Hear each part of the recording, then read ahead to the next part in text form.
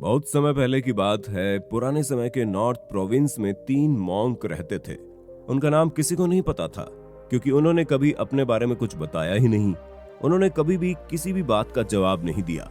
चीन में बस उन्हें 3 हंसते हुए भिक्षु के नाम से जाना जाता था। वो तीनों सिर्फ एक ही काम करते।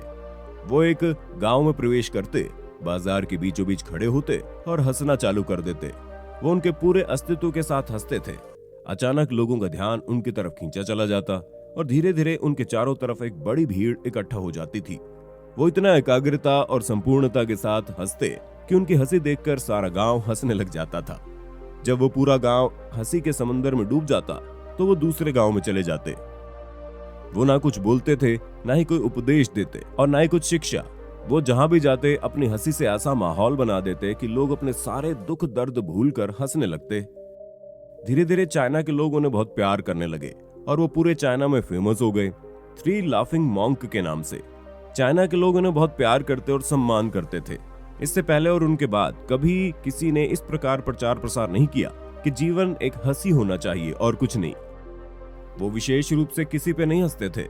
वो बस हंसते ऐसे जैसे कोई ब्रह्मांड मजाक को समझ लिया हो, जैसे कि उन्होंने ईश्वर को मजाक में समझ लिया हो और उन्होंने एक शब्द का उपयोग किए बिना पूरे चाइना में आनंद फैलाया। आज से पहले किसी ने नहीं फैलाया था। लोग इनका नाम पूछते तो वो सिर्फ हंसते थे और उनका नाम बन गया 3 हंसते हुए भिक्षु, 3 लाफिंग मॉन्क्स। पूरे चाइना में घूम घूम कर लोगों को हंसाते हुए समय के साथ वो तीनों बूढ़े हो गए और एक रात जब वो एक गांव में ठहरे हुए थे तब वो तीनों भिक्षु में से एक भिक्षु की मौत हो गई। पूरा गांव स्तब्ध रह गया। पूरा गांव उम्मीद कर रहा था, क्योंकि उन्हें लगता था कि जब उनमें से एक की मृत्यु हो गई होगी तो बाकी के 2 भिक्षु जरूर रोएंगे। ये देखने लायक होगा, क्योंकि किसी ने भी कभी भी इन लोगों को रोते हुए नहीं देखा था। जब सुबह हुई तो पूरा गांव इकट्ठा हो गया, लेकिन दोनों ही भिक्षु तीसरे की लाश के पास खड़े जोर जोर से हंस रहे थे। ऐसे हंसे जैसे आज से पहले कभी न हंसे हो। गांव के कुछ बड़े बुजुर्गों ने उन्हें समझाने की कोशिश की कि ये आपका साथी था और इसकी मृत्यु पे आपको हंसना नहीं चाहिए। तब पहली बार उन भिक्षुओं ने लोगों से बात की और कहा, हम हंस रहे हैं क्योंकि ये आदमी जीत गया है। हम हमेशा सोचते थे कि पहले कौन मरेगा, लेकिन इस आदमी ने पहले मरकर हमें हरा दिया। हम अपनी हार और उसकी जीत पर हंस रहे हैं। इसके अलावा ये हमारे साथ कई बरसों तक रहा। हम एक साथ हंसे, हमने एक दूसरे की मौजूदगी उपस्थिति का आनंद लिया। उसे अंतिम विदाई देने का इससे बेहतर तरीका क्या हो सकता है। हम सिर्फ हंस सकते हैं। लेकिन पूरा गांव उदास था।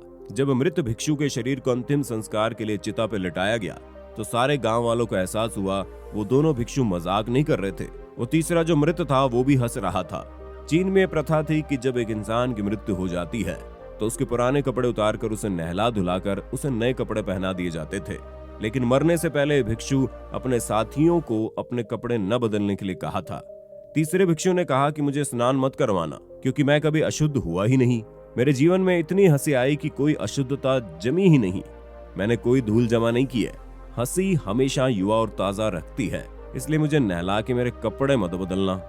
जब वो तीसरे भिक्षु के शरीर पर आग लगाएगी तब गांव वालों को पता चला उस भिक्षु ने मरने से पहले अपने कपड़ों में कुछ पुरानी चीनी पटाखों को छुपा रखा था, जो आग लगने के बाद फटकर आसमान में रंग बिरंगे कलरों में फैल गए। और ये देखकर एक बार फिर पूरा गांव जोर जोर से हंसने लगा। तो इस तरीके से वो तीसरा मॉन्क मरने के बाद भी सारे गांव वालों को हंसा गया। और ये देखकर वो दोनों भिक्षुओं ने कहा, चालाक आदमी, तुम मर चुके हो और तुमने हमें फिर से हरा दिया। तुम्हारे द्वारा गांव वालों के चेहरे पर पैदा की गई ये हंसी आखिरी हंसी थी। दर्शकों, वीडियो अच्छा लगा हो तो इसे लाइक और शेयर करना मत भूलना। ऐसी और दिलचस्प वीडियो देखने के लिए सब्सक्राइब कर लें न्यूज़ नेस्ट यूट्यूब चैनल को। नेक्स्ट वीडियो में मिलते हैं। धन्यवाद।